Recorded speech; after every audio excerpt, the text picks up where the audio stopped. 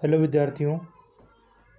प्राथमिक व्यवसाय के अंतर्गत इस वीडियो में हम जो अगला जो प्राथमिक व्यवसाय का रूप है फिशिंग या मछली पकड़ना। देखिए, इसमें यह जो व्यवसाय है प्राचीन काल से होता आ रहा है। मानव को प्राकृतिक अवरोधों से निरंतर संघर्ष करना पड़ता है। इसके अंतर्गत जो मछलियां जो हैं तालाबों, पोखरों, नदियों, नालों, झीलों और तटवर्ती सागरों से पकड़ी जाती हैं। इस व्यवसाय में प्राकृतिक रूप से उपलब्ध मछलियों को पकड़ते हैं तथा अपना जीवन निर्वाह करते हैं। मछलियों को भोजन के अलावा तेल, चमड़ा प्राप्त करने, दुधारू पशुओं को खिलाने व खाद बनाने के काम में इसको लिया जाता है। मछली पकड़ने का जो कार्य है सामान्य रूप से जो नदी क्षेत्र हैं या झीलों का जो क्षेत्र है, तालाब या पोखर और जो समुद्र तटीय जो क्षेत्र हैं वहाँ के जो निवासी हैं मुख्य रूप से वो इस व्यवसाय के अंतर्गत लगे होते हैं। विशेष रूप से आपको इसमें जो है क्षेत्रों को ध्यान रखना है।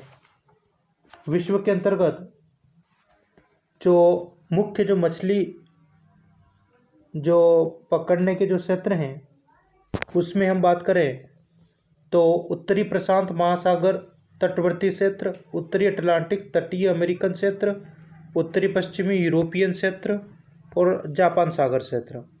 इसको हम मैप में देख लेते हैं।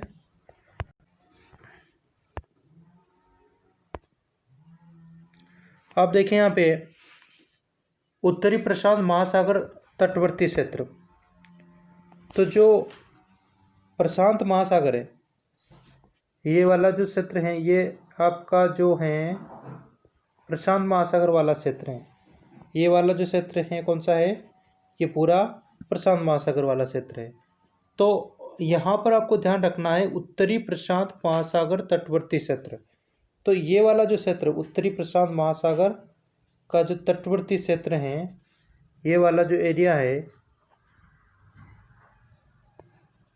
यहाँ पर जो है विशेष रूप से मछली पकड़ने का काम होता है। उत्तरी अटलांटिक तटीय अमेरिकन क्षेत्र, आप ये देख रहे हैं यहाँ पर मैं जो एरो बना रहा हूँ ये इस प्रकार से ये अटलांटिक महासागर है और इसका जो हम बात कर रहे हैं उत्तरी अटलांटिक तटीय अमेरिकन क्षेत्र। तो ये आपका जो उत्तरी वाला जो क्षेत्र है ये वाला जो एरिया है ये उत्तरी अटलांटिक जो तटीय अमेरिकन क्षेत्र है। तो यहाँ से विशेष रूप से मछलियों को पकड़ा जाता है। उत्तरी पश्चिमी यूरोपियन क्षेत्र, अब देखिए आप उत्तरी पश्चिमी यूरोपियन क्षेत्र आप यहाँ पर देख सकते हैं। ये जो महाद्वीप कौन सा है? यूरोप महाद्वीप है। अब आपका जो विश्व के अंतर्गत जो मछली पकड़ने के जो मुख्य जो क्षेत्र है हम उनकी बात कर रहे हैं। तो यहाँ पर आप देखें तो जो उत्तरी वाला जो क्षेत्र है ये उत्तरी और ये पश्चिमी यूरोपियन क्षेत्र। तो यहाँ के जो कंट्री हैं, यहाँ के जो क्षेत्र हैं, ये जो एरिया है ये इसके अंतर्गत आता है। और उसके बाद आता है आपके जापान सागर वाला क्षेत्र। तो इस प्रकार से ये विश्व का जो मानचित्र है इसके अंतर्गत आप जो मुख्य जो मछली पकड़ने के जो क्षेत्र जो मैंने आपको अभी बताए थे मार्क करके उनको आपको विशेष ध्यान रखना है। वापस मैं रिपीट करूं तो एक तो उत्तरी प्रशांत महासागर तटवर्ती क्षेत्र, उत्तरी अटलांटिक तटीय अमेरिकन क्षेत्र, उत्तरी पश्चिमी यूरोपियन क्षेत्र और जापान सागर क्षेत्र। आगे देखिए आप अगला जो व्यवसाय है प्राथमिक व्यवसाय का जो अगला रूप है वो है आपके पशुचारण। देखिए, इसमें आखेट और संग्रहण पर निर्भर रहने वाले मानव समूह ने जब यह महसूस किया कि इनसे ढंग से जीवन यापन नहीं हो सकता, यानी जो लोग आखेट और संग्रहण का काम कर रहे थे, जब उन्होंने यह महसूस किया कि इन क्रियाओं के द्वारा ढंग से जीवन यापन नहीं हो सकता, तो मानव ने पशुपालन व्यवसाय को अपनाया।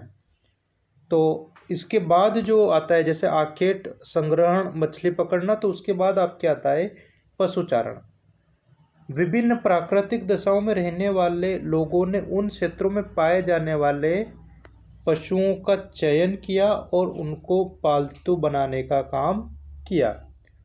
पशुओं से भोज्य पदार्थ, चमड़ा, ऊन जो हैं प्राप्त करते हैं। यह व्यवसाय मुख्यतः उन क्षेत्रों के अंतर्गत किया जाता है जहाँ जलवायु जो है उष्ण और शुष्क, शीतोष्ण और शुष्क होती हैं तथा धरातल जो होता है वो उबड़ खाबड़ और पर्वतीय होता है।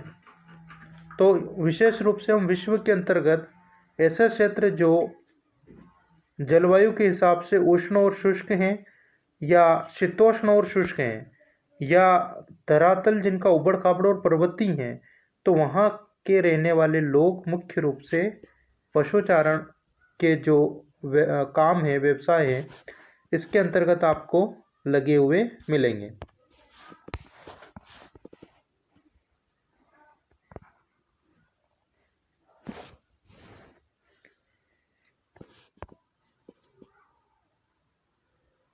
यहाँ पर आप देखें उष्ण कटिबंधीय घास के मैदान। पशुचारण के जो क्षेत्रों की हम बात करें तो इनमें सबसे पहले आप देखिए उष्ण कटिबंधीय घास के मैदान। तो ये जो है 5 डिग्री से लगाकर 30 डिग्री अक्षांशों के बीच मिलते हैं, जहां वर्षा जो है 100 सेंटीमीटर से कम होती है। तो मैं आपको ये मैप में आपको बता देता हूँ। हम बात कर रहे हैं उष्ण कटिबंधीय घास के मैदान। तो ये जो घास के मैदान है ये 5 डिग्री अक्षांश से लगाकर 30 डिग्री उत्तर और दक्षिण दोनों ओर जो अक्षांश उनके बीच मिलते हैं। वर्षा 100 सेंटीमीटर से कम होती है। इसके अंतर्गत सूडान के अंतर्गत सवाना, वेनेजुएला के अंतर्गत लानोस, ब्राज़ील के अंतर्गत कंपास और अफ्रीका के अंतर्गत पार्कलैंड के नाम से इनको जाना जाता है। तो मैपिंग के अंतर्गत भी आप इसको देख लें। ब्राज़ील के अंतर्गत इनको क्या कहा जाता है? कंपास कहा जाता है। सूडान के अंतर्गत इनको, अफ्रीका के अंतर्गत इनको सवाना, वेनेजुएला के अंतर्गत इनको लानोस और दक्षिण अफ्रीका के अंतर्गत इनको पार्कलैंड के नाम से इनको जाना जाता है। अगला जो क्षेत्र है वो आता है आपके शीतोष्ण कटिबंधीय घास के मैदान। तो इनमें देखिए आप ये 30 डिग्री से 45 डिग्री अक्षांशों के मध्य फैले हुए हैं। 30 डिग्री से 45 डिग्री अक्षांशों के मध्य मिलते हैं। वर्षा यहाँ 50 सेंटीमीटर से या औसत वार्षिक वर्षा जो है वो 50 से कम होती है। इसके अंतर्गत रूस के अंतर्गत स्टेपीज आता है। आप ये जो रसिया वाला जो एरिया है, रूस वाला जो क्षेत्र है, यहाँ पर इसको स्टेपीज के नाम से जानते हैं। यूएसए के अंतर्गत इसको पंपास कहते हैं, ये संयुक्त राज्य अमेरिका पंपास के नाम से जानते हैं। ऑस्ट्रेलिया के अंतर्गत इनको डाउन्स के नाम से जाना जाता है। तो आप यहाँ देखिए, आप जो ऑस्ट्रेलिया है यहाँ पर इसको, ये ऑस्ट्रेलिया, यहाँ पर इसको डाउन्स के नाम से जाना जाता है। तो ये विशेष रूप से आपको ध्यान रखना है। मरुस्थलीय जो क्षेत्र है यानी कि पशुचारण के जो क्षेत्र है, जिसमें थार का मरुस्थल, कालाहारी का मरुस्थल और अरब का मरुस्थल मुख्य रूप से आता है। तो ये अरब जो देश हैं, राजस्थान के अंतर्गत या भारत का जो पश्चिमी क्षेत्र है, थार का मरुस्थल आपके आ जाता है। यहाँ पे देखिए, यहाँ पर राजस्थान के अंतर्गत, और कालाहारी जो मरुस्थल है वो आपके अफ्रीका के अंतर्गत आपको पड़ा रखा है। और ये अरब वाला जो कंट्री है, अरब देश, यहाँ पर अरब का जो मरुस्थल है वो आपके आ जाता है। पर्वतीय क्षेत्र के अंतर्गत जो विश्व के जो मुख्य पर्वतीय क्षेत्र है, वहाँ पर इस प्रकार का जो पशुचारण जो है वो किया जाता है। अब हम बात करेंगे आगे आपके जो पशुपालन के प्रकार हैं। चलवासी जो पशुचारण और एक आता है आपके वाणिज्यिक पशुचारण। हम बात कर रहे हैं जो पशुचारण जो है उसके प्रकारों के। तो एक तो आता है आपके चलवासी पशुचारण और एक आता है आपके वाणिज्यिक पशुचारण। तो चलवासी पशुचारण की हम बात करें तो इसमें आपको पॉइंट टू पॉइंट ध्यान रखना है। चलवासी पशुचारण जीवन निर्वाह की क्रियाएं, यह पशुपालन का साधारण रूप है जिसमें पशु मुख्यतः प्राकृतिक वनस्पति के ऊपर आश्रित होते हैं। चलवासी पशुचारण में भूमि का जो है विस्तृत उपयोग किया जाता है और इनके जो संपत्ति होते हैं, जो लोग काम करते हैं इसमें, उनकी संपत्ति इनके पशु ही होते हैं। इसे आगे कंटिन्यू हम अगली क्लास में करेंगे। यहाँ तक आप इन चीज़ों को समझें। धन्यवाद।